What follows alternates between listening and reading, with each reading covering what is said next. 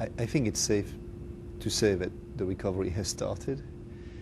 I think the numbers for the next 2 quarters, the second half of the year, should be positive. There should be positive growth in most countries. That's in a way very good news, because as of a year ago, exactly a year ago, I think that there was really a possibility that things would be much worse.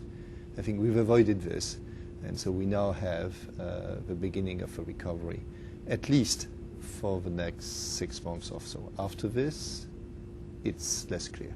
Didn't do it. Because if you take monetary policy, then clearly we have to go on with very low interest rates for as long as needed. Might be quite a while. Eventually we have to think about exit policies from that, but for the moment just keep interest rates very low. On the fiscal side, again, I mean, we can't phase out the fiscal stimulus now. We have to keep it there and implement it. At the same time, there is this danger of debt dynamics going wrong. So at the same time, I think it's essential to think about programs which would make the medium term more attractive. So reforms of the entitlement programs, reforms of the retirement programs, healthcare.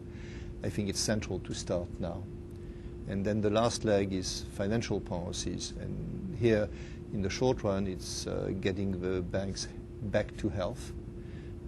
There's still some way to go, and then putting in place new regulations so that we don't fall into the same trap again.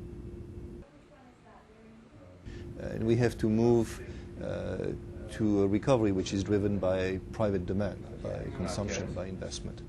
And there it's now clear that this will be strong enough, at least in the next few quarters or years. Consumers all around the world have been a bit traumatized by the crisis, in particular American, US consumers.